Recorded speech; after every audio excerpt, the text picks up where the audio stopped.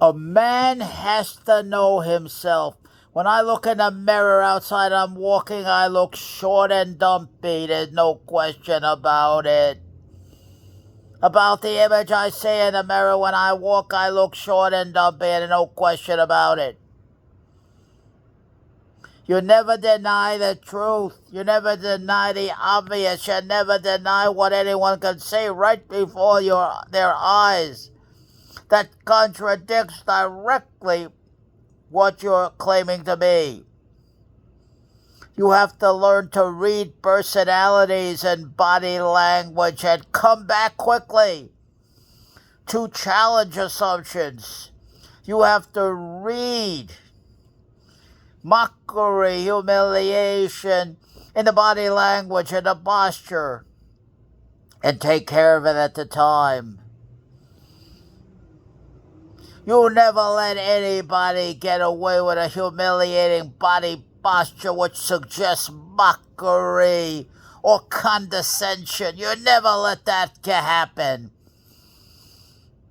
No matter what they say, it never shakes your solid opinion of yourself, and you know what you can do and you know what you are capable of, and nobody can take that away from you. I don't give a damn. Their attitude, their physical posture, the mockery on their face, I don't give a damn about none of that. Doesn't bother me one bit.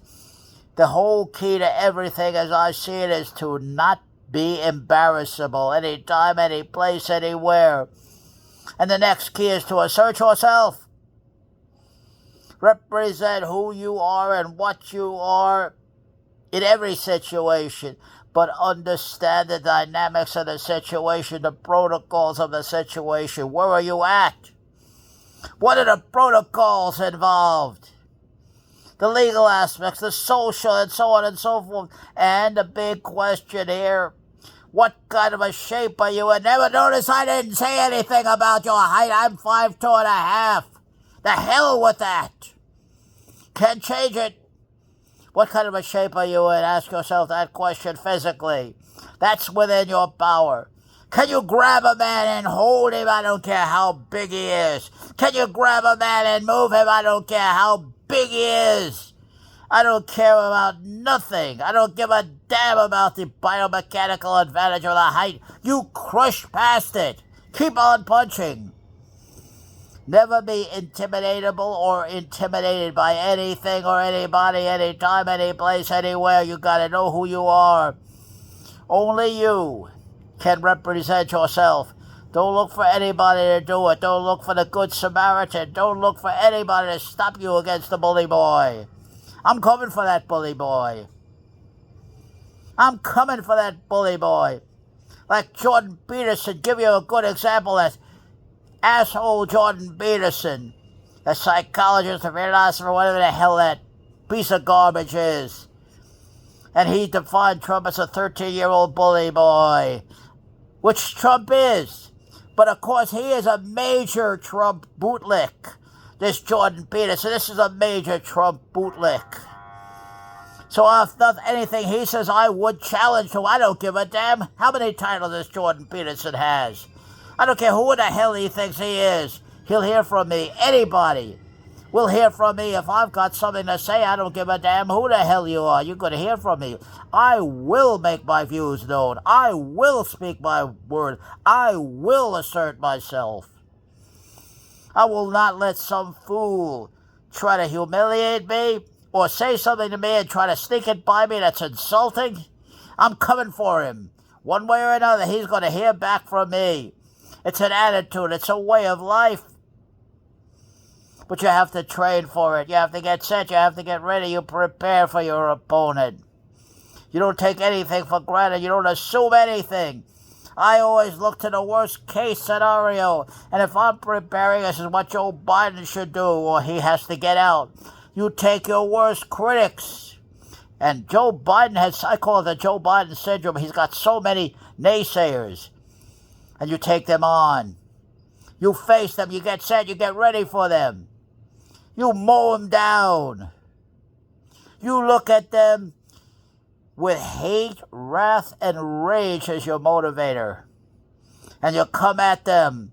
Anybody who is a detractor, diminisher, I'm coming for him. You're going to get everything I got and then some. And I'm all by myself. I don't have any backup. I never have any backup. That's all. I don't need any backup. I am my own representative. And I know how to represent myself. And I will represent myself. Anytime, any place, anywhere. I don't care who the hell the individual is. I don't care how many damn titles he has. I don't care how many VIP he claims. I don't care about nothing. To me, he's just a chunk of protoplasm out there.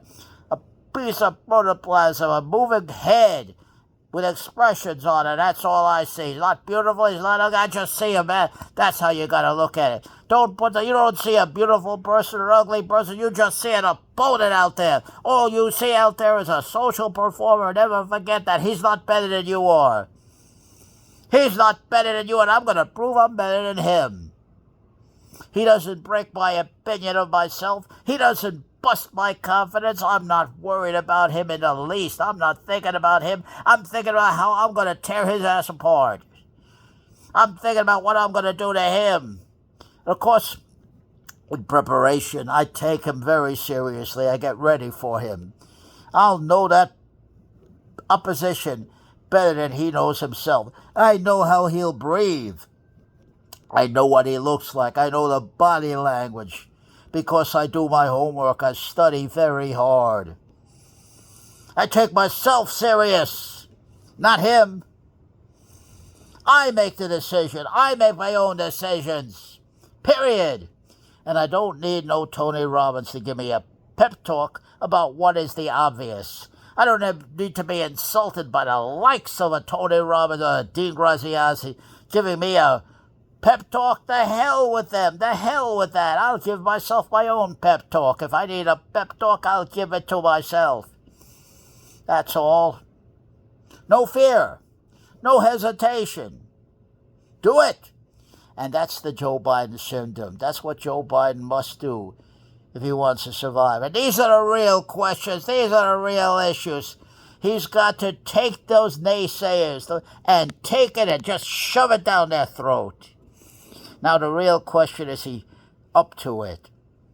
That's the problem. But he's got to go into enemy territory and prove that he's up to it. Whatever it takes. He's got to film himself very carefully. These cameras are available right now. He's got to slow mode and study his behavior very carefully. He's got to do video captures of himself with the worst expressions on his face that the pundits, who are not neurologists, or even some of the neurologists on the radical right side, obviously they are radical right spokespeople speaking the party line. They're activists, that's all they are. First, instead of being an objective neurologist. That's my opinion. I don't care what they say. If my camera, my videos of myself, how I feel and how I'm observed by people who respect me and I respect their judgment, that's all that matters. The rest is garbage. The rest is a bunch of yipping, yammering, yowling, saying absolutely nothing. They're just social performers. They're nothing to me. That's how I see it. I will represent myself. No one will take my voice away.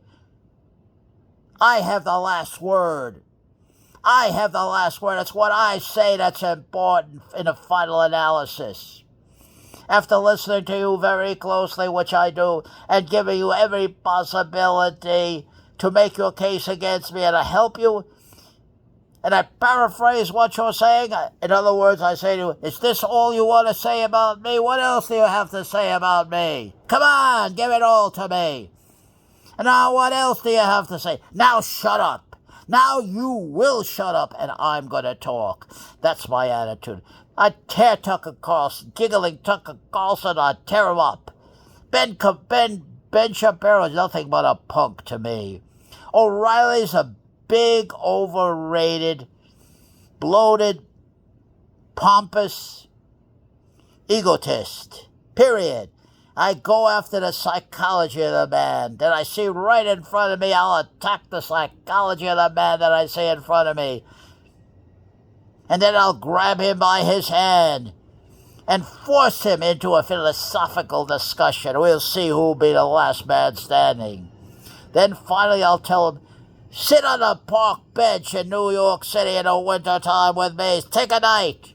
Take a night. And let that hawk, the wind, tear into your ass.